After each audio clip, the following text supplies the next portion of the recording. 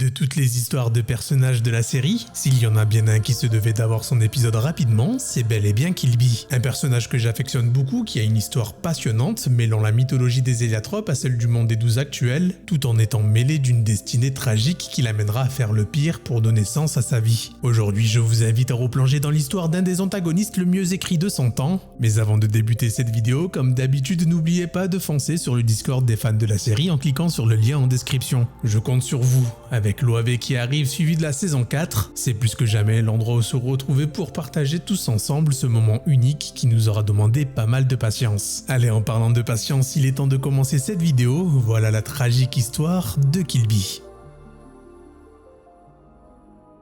Avant de parler de Killby, il est nécessaire de revenir à la jeunesse du Cosmos. Au commencement de tout, il n'y avait absolument rien. C'est uniquement lorsque la grande déesse rencontrera le grand dragon qu'ils vont tomber alors amoureux l'un de l'autre. Ils effectueront une danse d'amour duquel va naître tout d'abord le Cosmos, l'œuf univers dans lequel tout un tas de vies vont s'éveiller pour la première fois, un œuf grouillant d'une énergie que l'on nomme le Wakfu à l'essence même de la vie. Son némésis se nomme la Stasis, et quant à elle, son rôle est de détruire afin qu'un équilibre puisse exister. Un parfait mélange donc de la grande déesse et du grand dragon créant un équilibre divin permettant à ce tout d'exister et de perdurer. C'est d'une seconde danse d'amour que cette fois-ci seront pondus 6 Dofus Héliatropes. D'ailleurs, il est bon à noter que cette manière de concevoir les Dofus de la part des dragons tient son fonctionnement de là. C'est en tombant amoureux d'un amour pur qu'un dragon conçoit des Dofus au pouvoir exceptionnel. Je vous laisse donc imaginer à quel point ces Dofus sont d'une exception largement au-delà de n'importe quel autre Dofus qui vont voir le jour a posteriori, vu que ceux-ci tiennent pour créateur direct la grande déesse et le grand dragon. Dans ces Dofus, à l'image du Cosmos, nous aurons aussi des équilibres qui s'exprimeront à travers deux formes de vie, l'une représentant la grande déesse sous une forme humanoïde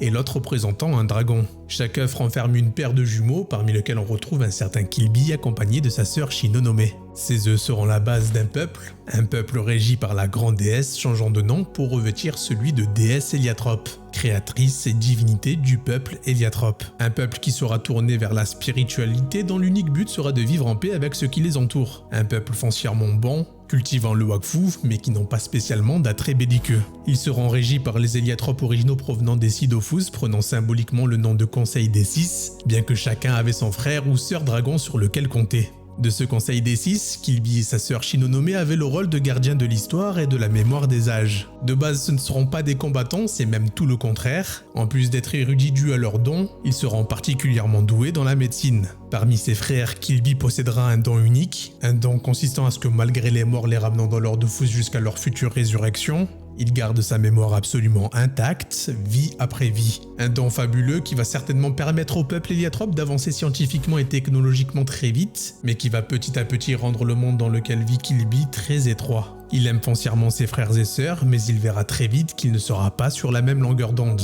Là où Killby rêve de vivre de nouvelles choses et d'étendre ses connaissances à travers la découverte de nouvelles planètes, de nouvelles formes de vie, ses frères et sœurs seront eux plus enclins à continuer à cultiver leur spiritualité et à vivre en paix. Heureusement pour Killby, quelque chose viendra égayer sa vie. Des êtres remarquables à l'allure mécanique semblent avoir remarqué la planète sur laquelle vivent les Héliatropes, une planète qui était particulièrement gorgée de Wakfu, une énergie utile à ces êtres qui utilisent le Wakfu pour générer de quoi pouvoir traverser le Cosmos. Les Héliatropes n'étant pas belliqueux accueilleront à bras ouverts ce nouveau peuple et vivront alors une cohabitation en paix pendant des siècles et des siècles avec ceux qui se font appeler Méchasmes. Cette cohabitation avec ce nouveau peuple apportera son lot de nouveautés réconfortant le cœur de Killby, mais pas assez pour le soigner de la lassitude qu'il ressent sur tout ce qui l'entoure. C'est pourquoi il prendra une décision lourde de conséquences sans en avoir discuté avec le conseil. Profitant du repos du plus jeune des Méchasmes se prénommant Orgonax, il lui subtilisera alors son cœur, un artefact d'une énergie sans pareil pour celui qui saurait l'utiliser, car c'était avec ça qu'il pouvait sillonner le Cosmos à la recherche de Wakfu. Il le subtilisera sans regret, créant alors un artefact que vous connaissez tous, c'est la naissance de l'Héliacube. De fait, il déclenchera une guerre sans merci contre les Méchasmes, duquel de nombreuses vies seront perdues. Les Méchasmes sont une forme de vie bien plus forte au combat que les Héliatropes qui étaient avant tout portés sur la spiritualité. Une guerre qui fait bien les affaires de Killby car avec lui, il va pouvoir réaliser son plus grand rêve. Il va s'atteler à construire une arche capable de traverser le Cosmos en tirant son énergie de l'Héliacube et il convaincra ses frères de monter dedans pour s'échapper et trouver un nouveau refuge à l'abri des Méchasmes. Sans compter qu'en décollant, cette arche absorbera tout le Wakfu de la planète pour pouvoir se propulser. De fait ainsi, il détruira les Méchasmes et pourra voyager avec les siens pour découvrir de nouveaux horizons. Cet exode apportera un sens à la vie de Killby. Il aura de nouveau soif d'apprendre et sera de nouveau bien plus impliqué avec son peuple. Killby est une personne qui ne se satisfait pas d'une vie en paix. Il a besoin de découvrir de nouvelles choses, c'est ainsi qu'il a été créé. C'est le cours même de sa destinée qu'il suit, il est né pour découvrir toutes les choses qui existent. Mais pour ça, il ne veut pas se séparer des siens. Il aime réellement son peuple, même si au final, ses décisions ont apporté la mort à ceux qu'il aime. Ils iront alors de planète en planète, découvriront des tonnes de nouvelles vies et détruiront tout autant de vies pour trouver un endroit approprié où vivre. Par chance, ils finiront par découvrir une planète similaire à leur planète d'origine, une terre gorgée de Wakfu, parfait pour y reconstruire de nouveau leur civilisation. Mais ça, malheureusement, Killby n'en veut pas. Passé un certain moment et voyant que le conseil était de nouveau décidé à devenir sédentaire sur cette planète, il activera l'Héliacube de sorte qu'Orgonax, qui sillonnait le Cosmos à leur recherche, puisse savoir où ils étaient exactement. Malheureusement pour lui, cette fois-ci sa traîtrise va être mise à jour. Il n'aura donc pas le choix, il va utiliser l'Héliacube pour se battre contre le conseil. Il va se faire rétamer et perdra même son bras droit dans le combat avant d'être enfermé par Yugo dans la dimension blanche. Et c'est ainsi qu'il sera banni pendant des millénaires dans une dimension vide de tout, une dimension où rien n'existe, sans bruit, sans rien, année après année, jusqu'à ce que soudainement, il se fasse sortir de sa prison par un Yugo et Adamaï tout petits. Forcément, en les voyant, il prit peur avant de tomber dans les pommes en sentant qu'il était enfin au bout du calvaire. Se rendant compte de la situation et sachant que ses frères n'avaient pas la possibilité de se rappeler du passé, il profitera de leur naïveté pour leur mentir, ainsi qu'à tous leurs amis en se faisant passer pour le roi des Héliatropes. Il racontera la jeunesse des Héliatropes en oubliant de mentionner que c'était lui qui était à l'origine des malheurs des Héliatropes, que c'était lui qui les a poussés jusqu'à la quasi-extinction en sacrifiant le Wakfu de tous les adultes pour que les jeunes soient enfermés dans une dimension où le temps n'a pas d'emprise. Il aura tellement de culot qu'il mentionnera même qu'il a été enfermé dans la dimension blanche pour être sauvé des mécasmes en sa qualité de roi. Quel manipulateur ce Killby. Il bernera tout le monde, sauf Gruga, qui même en ayant perdu sa mémoire, sentait que Killby était quelqu'un de maléfique. Killby ne tardera d'ailleurs pas à montrer son vrai visage à Adamaï et Gruga lorsqu'il expliquera qu'il souhaite reprendre la route à bord du Zénith avec les survivants Héliatropes.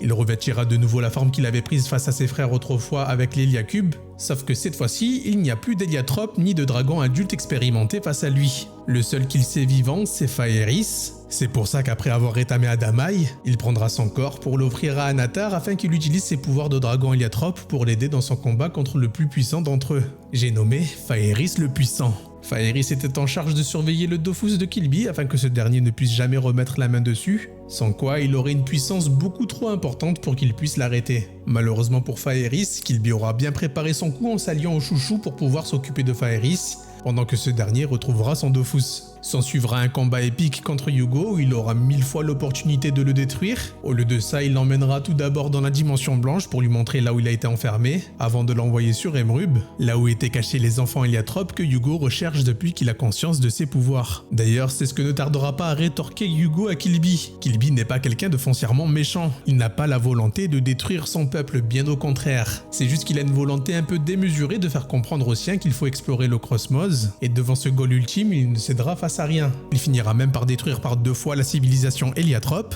et il s'en est joué d'un cheveu que le monde des 12 subisse le même destin. Comme il le dit si bien avant de se faire de nouveau enfermer dans la dimension blanche, son bonheur ne valait-il pas moins que le leur? Est-ce que quelqu'un s'est même intéressé à son malheur? Cette connaissance éternelle qui était un don et qui au fil du temps s'est transformée en malédiction. La seule à comprendre réellement son malheur, c'est sa sœur, mais même elle trouve que Killby est parti bien trop loin. C'est pourquoi elle le trahira en dissociant l'Héliacube de son corps. Voilà de nouveau Killby enfermé dans la dimension blanche, retournant alors à sa solitude malgré qu'il demande pitié à Yugo. Ce dernier n'en aura aucune pour Killby, un homme dont on comprend la folie, même si effectivement, il est allé beaucoup trop loin pour redonner sens à sa vie. Mais sachez que l'histoire de Killby n'est pas terminée. Killby est quelqu'un qui détient de nombreux secrets, un savoir nécessaire à Yugo qui ne tardera certainement pas à retrouver son frère pour lui soutirer ce qu'il sait. Un retour de Killby qui pourrait arriver avec la tant attendue saison 4 de Wakfu.